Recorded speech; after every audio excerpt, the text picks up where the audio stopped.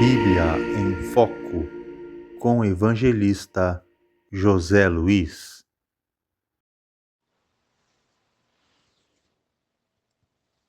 A paz do Senhor para os irmãos. Venho por meio desse áudio transmitir uma palavra de Deus. Se encontra no livro do profeta Zacarias, capítulo de número 12, que diz: Esta é, pois, a palavra do Senhor para Israel. Palavra do Senhor que estende os céus, estabelece o alicerce da terra e forma o espírito do ser humano dentro dele. Eis que farei de Jerusalém uma taça que embriague todos os povos ao seu redor, e também Judá, durante o cerco contra Jerusalém. Em outra tradução diz um cálice, né? Naquele dia farei de Jerusalém uma pedra pesada para todos os povos. Todos os que tentarem movê-la serão gravemente feridos. Todas as nações da terra se reunirão para combatê-la. Naquele dia, afirma o Eterno, ferirei de modo todos os cavalos e de total demência todos os que cavalgam sobre eles. Abrirei os meus olhos a fim de proteger a casa de Judá, mas ferirei de cegueira os cavalos de todas as nações. Então, os líderes de Judá cogitarão: os habitantes de Jerusalém são fortes, porque o Senhor Todo-Poderoso dos Exércitos é o seu Deus. Naquele dia, farei com que os líderes de Judá sejam semelhantes a um braseiro no meio de um monte de lenha, como uma tocha incandescente. Entre gravetos, eles devorarão todos os povos ao redor. E a direita e a esquerda, e Jerusalém será habitada outra vez, do seu devido lugar, na própria cidade de Jerusalém. Eis que o Senhor também salvará primeiro as tendas de Judá, para que a glória da casa de Davi e a glória dos habitantes de Jerusalém não se engrandeçam sobre Judá. Naquele dia, o Senhor defenderá os habitantes de Jerusalém, de modo que os mais fracos deles serão todos fortes. Como o rei Davi e a casa de Davi será como Deus, como o anjo do Senhor diante deles.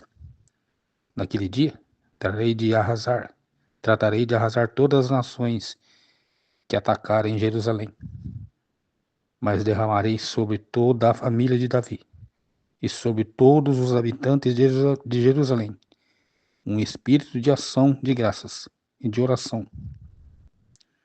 Eis que eles olharão para a minha pessoa, aquele a quem eles mesmos transpassaram, e prantearão e se lamentarão por eles, como quem chora a perda de um filho único, e verterão lágrimas de enorme amargura por ele, como quem chora a morte do primogênito. Naquele dia, muitos prantearão em Jerusalém, como os que choraram em Hadad, Rimon, no vale de Megido. Louvado seja o nome do Senhor. Aqui, irmãos, é o profeta Zacarias. Segundo a tradição rabínica judaica, Zacarias é o autor do livro que leva o seu nome. Ele é um remanescente, né, do exílio da Babilônia. E, sob o comando de Zorobabel, Zacarias voltou para a sua terra natal. E ele não é só um profeta, ele também é sacerdote. E ele é neto de Ido. Ido era o seu avô. E Zacarias, o profeta, há 2.500 anos aproximadamente, quando ele volta para Jerusalém, em 538 a.C., ele chega na terra natal. A terra estava arrasada, o cenário político e religioso de Israel. Outrora estava um caos, foram levados para a Babilônia. Zacarias retorna. Ele é o contemporâneo do profeta Ageu. Então, no capítulo 12, existe aqui uma profecia. Será que Zacarias estava falando somente daquela época? Ou a profecia ela é ampla e abarca todos os tempos, né? Entendemos aqui que a profecia de Zacarias, né, está acontecendo de forma presente, na minha visão. Eis que farei de Jerusalém uma taça, ou em outra tradução, um cálice, que embriaga a todos os povos ao seu redor. Então, o que acontece? Quando fala-se em cálice, entendemos que é algo que é de se beber, né? Algo líquido de se beber, cálice. Mas aqui nessa profecia, não é Jerusalém que bebe o cálice, é as nações ao seu redor. Ou seja, todas as nações que estão em volta de Israel, em Jerusalém, no todo, a partir do momento que ela se envolve, né, contra Israel, eles se unem contra Israel, atacam Israel, né, maltratam, perseguem, né, eles pagam o preço. Ou seja, eles bebem o cálice, eles se embebedam, eles tremem, eles começam a cambalear. Como cambaleia? Porque eles não conseguem resolver o impasse. Israel é uma nação onde ela está cercada de povos, né, inimigos, vamos dizer assim, que querem, porque querem, em todo custo, exterminar Israel, varrer Israel do mapa. Só que toda tentativa é inútil. Eles não conseguem, de jeito algum, chegar a um acordo. Eles se desequilibram, eles ficam desequilibrados. Eles ficam embebedados, vamos dizer assim. Eles bebem esse cálice, se envolvem, né, em mesas diplomáticas, em reuniões internacionais e querem porque querem eliminar Israel, outros não querem e fica aquela discussão. Então eles ficam cambaleando. Eles não conseguem encontrar solução. Por quê? Porque Israel, irmãos, é um povo que foi fundado, construído, formado pelo sobrenatural de Deus. Entendeu? Então, todos que tentarem contra Israel, né? Todos que tentarem será uma tentativa inútil. E o versículo 3 vai adiante, diz assim: naquele dia farei de Jerusalém uma pedra pesada. Então, pegando essas partes aí, entre cálice e pedra pesada, o tema dessa mensagem é a metáfora de Zacarias, capítulo 12. A metáfora de Zacarias, capítulo 12. Porque o cálice ali é uma metáfora, é uma figura de linguagem, né? Agora chegamos no versículo 3.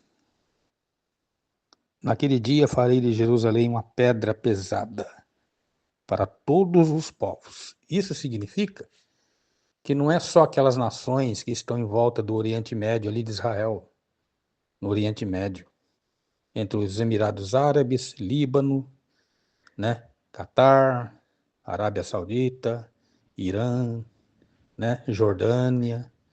Não é só aquelas nações que estão ali em volta de Israel no Oriente Médio. São todas as nações, de forma global. Ultrapassa fronteiras. Tá vendo, irmãos? Isso é discutido e debatido em mesa diplomática da ONU.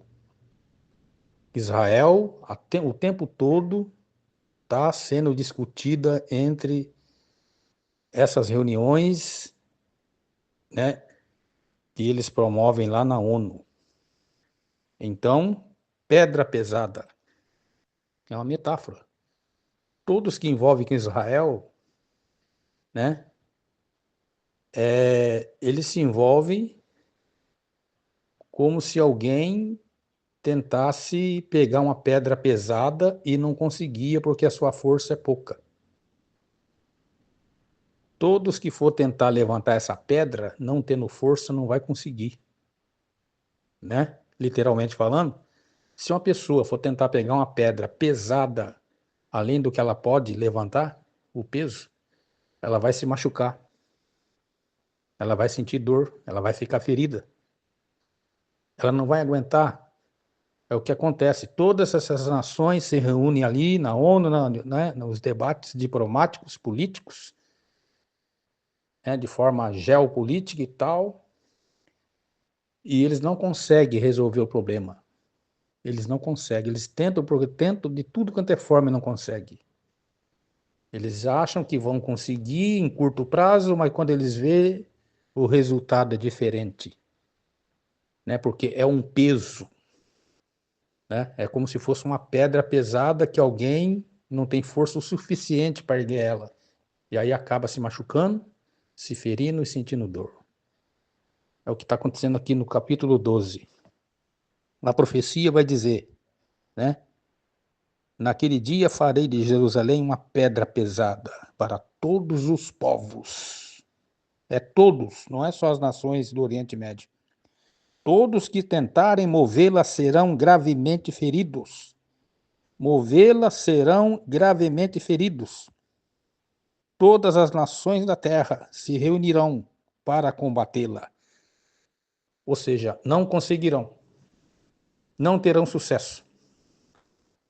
Porque, na real, é Deus que luta por essa nação, por esse povo.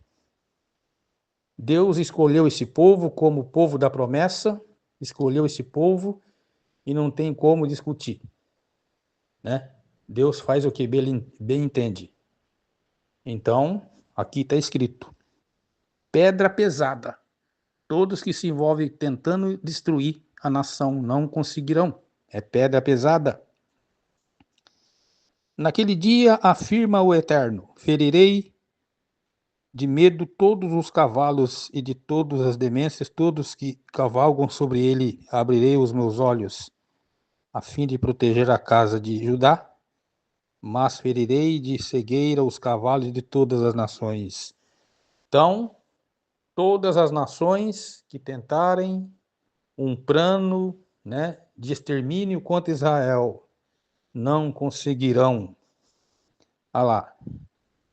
Então Deus está falando aqui. Então os líderes de Judá cogitarão e habitantes de Jerusalém, né, são fortes, porque o Senhor Todo-Poderoso do Exército é o seu Deus. Então o salmista vai dizer: bem-aventurado todas as nações cujo Deus é o Senhor. Naquele dia farei com que, né, os líderes de Judá sejam semelhantes a um braseiro no meio de um monte de lenha. Versículo 8, a profecia ganha outra direção. Ela muda de direção. Enquanto ali acontece um conflito político, um cenário político, conflito militar, né? Guerra. Humanamente falando, no sentido humano, no versículo 8 do capítulo 12, a profecia toma outra direção. Diz assim: naquele dia o Senhor defenderá os habitantes de Jerusalém. Agora aqui é a intervenção divina. Olha lá, versículo 8. O Senhor defenderá os habitantes de Jerusalém, de modo que os mais fracos deles serão tão fortes como o rei Davi. e a casa de Davi será como Deus, como anjo do Senhor diante deles. Então, por que Davi? Davi aqui representa coragem, força, determinação.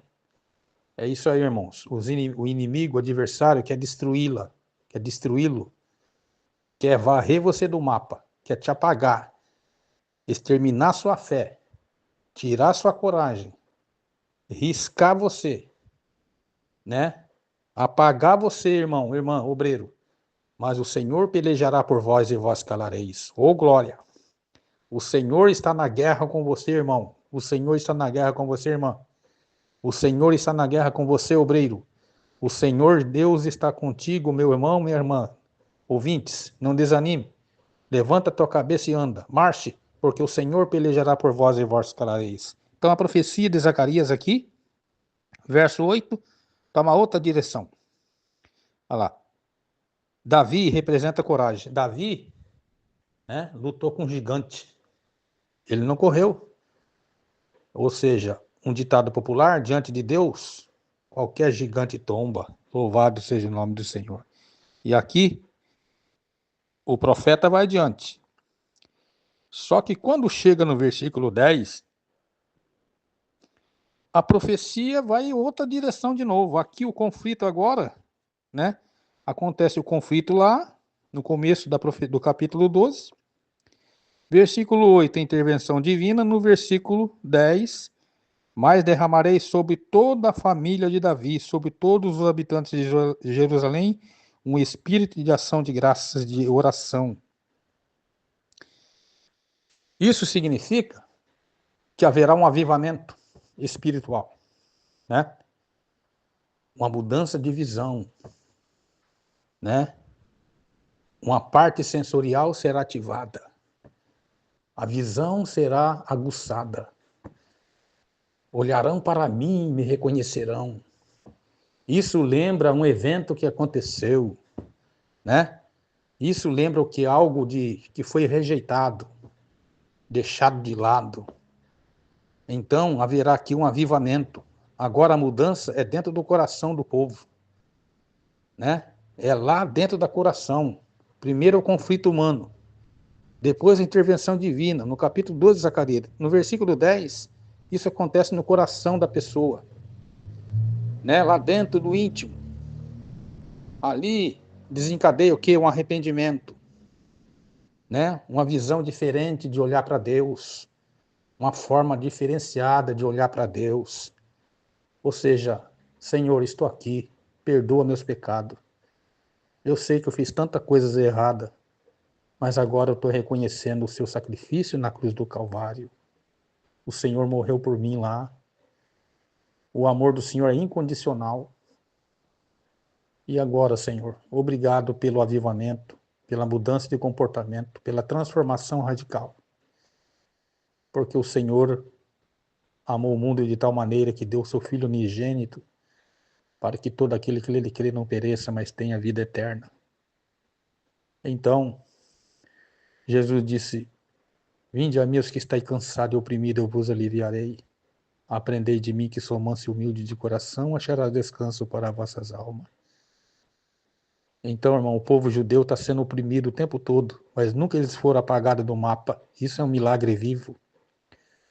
Talvez você aí no escuta desse áudio tenha passado por sofrimentos, ataques, calúnia, mas ninguém vai conseguir tocar em você, porque você é propriedade peculiar de Deus. Deus te resgatou com o sangue do Cordeiro na cruz do Calvário, né?